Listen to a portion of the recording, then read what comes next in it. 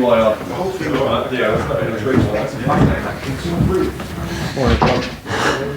Morning. Morning. Just the usual reminder for the cameras, the first section is live for immediate use and the second section is embargoed for 10:30 this evening. Mark, do you want to start us off? Good morning, Ralph. Good morning. Fantastic good away points at Wolves, but it's been some time since you got your last Premier League win. How big a concern is that for you at the moment? Yeah, wins are always important for the whole atmosphere of the club and of the behavior of the players, and that's the reason why it doesn't feel perfect when you don't win for a longer time. But we know that we can win Premier League games, and especially at home, we must show this on the weekend. And we have a good chance on Friday against a strong team. But after the last game, I think with a better defense performance, we also have a chance to take this win against Leicester. How important is it to keep getting those points on the board so that this season doesn't become a season about avoiding relegation and it's a season about looking up the table? Yeah, taking points consistently is absolutely necessary, and this is what we are looking for. I know that this period with the 3 games without a point is a tough one, and we must be clear that especially it's time for a win at home. It's time for our supporters. I think it's time to show up as a whole club, that we are committed, that we are putting the best atmosphere we have on the pitch and also on the stands. And if we are working together, then it must be difficult for the opponent to get something in our stadium. Up next, as you touched upon there, Leicester, Friday Night Football Live on Sky Sports. Brendan Rodgers doesn't think Leicester are in the title race. Do you see them as title contenders? Oh, I see the quality they have in the team. I see that they have fantastic players in the team, and it's not a coincidence that they are that high in the table for me. But I'm more concentrating on my team in the moment. We know that it is a tough opponent, and when you are after 9 rounds on that position, then it's not a coincidence. Then you have done a lot of things right. I think they have. And for us, I think it's important to bring a really committed performance. Otherwise, it would be difficult.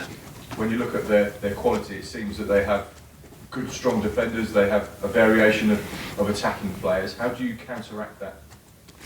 Yeah, for example, in the defense with new centre back Soyuncu, I think last season he was signed and took a year to find in the team, and now he's an important part of this team. I think he makes a good job in behind, and they have a good balanced team of technical options with the ball, but also good reverse gear and a good commitment against the ball.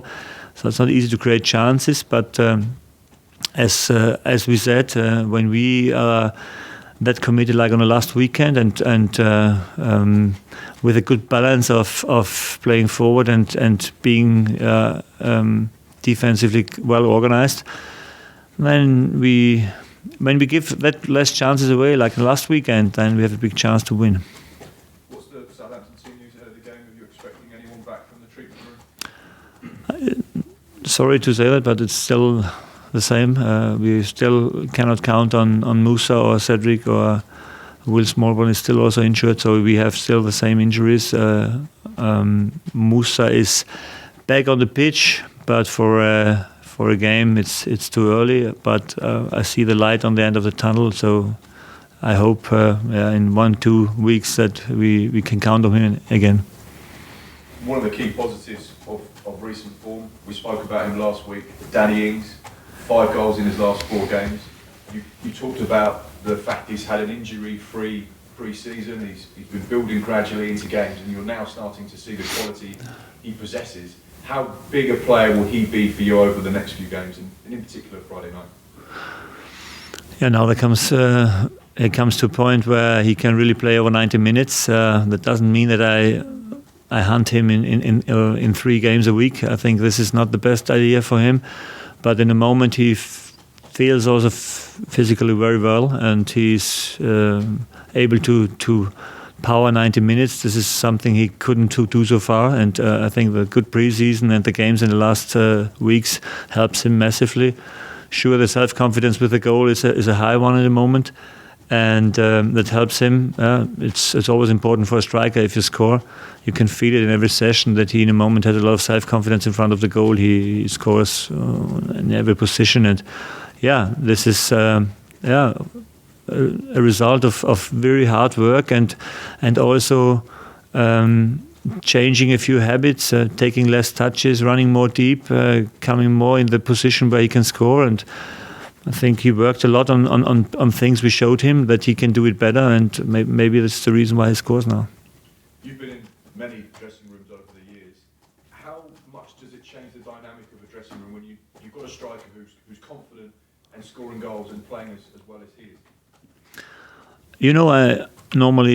I'm not only looking on one striker who scores for the team, because it means when he's out, then you have a problem. So I would like to have 3, 4, 5 players. They're always able to score. This is more important for a team normally.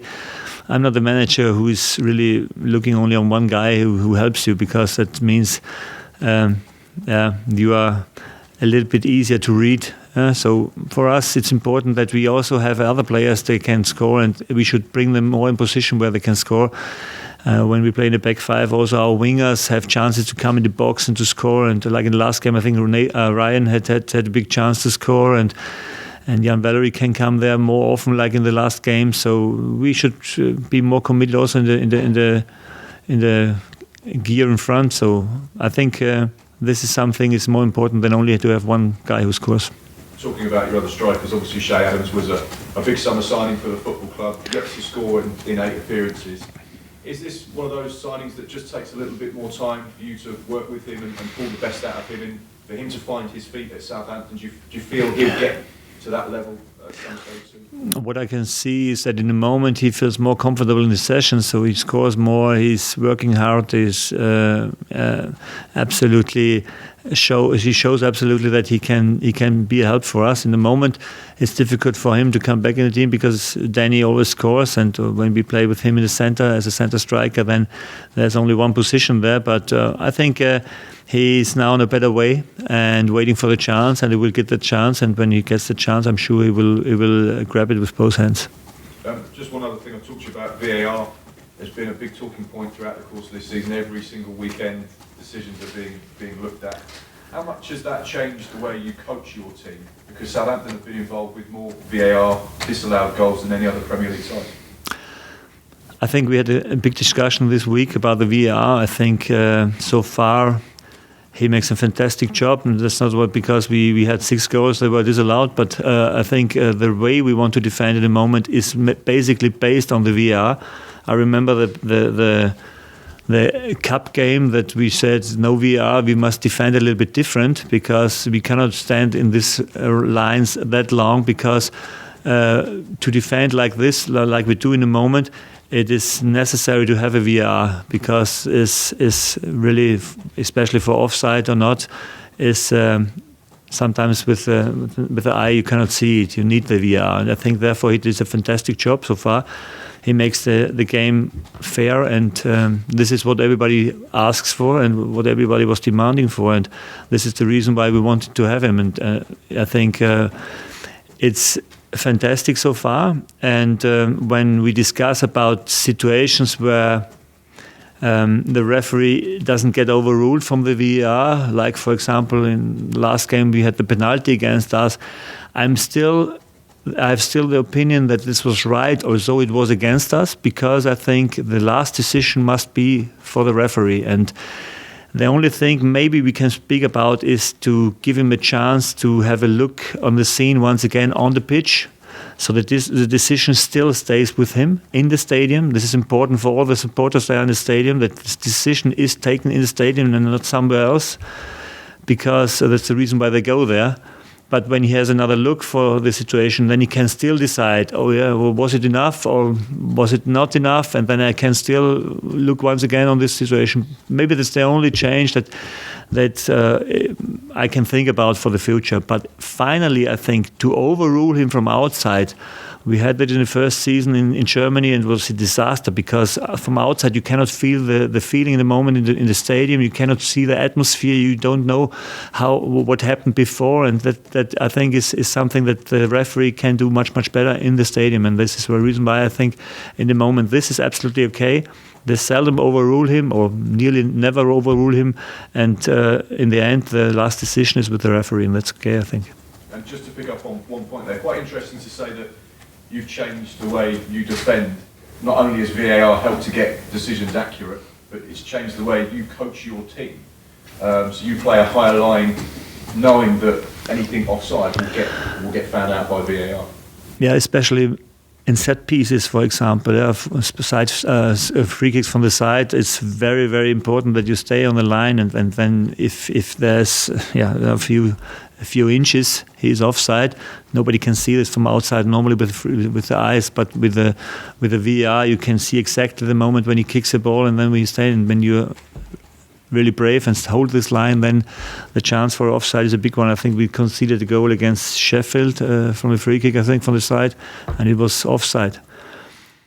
It's still a crazy moment because you know you conceded a goal, and then you are hoping, and if it's then not a goal, then it helps you mentally, and it's a disaster for the opponent. So it can help you, but still a moment where it's not nice to wait for. But I think it's okay that we are waiting for. When we are waiting for more fairness, then I like to wait.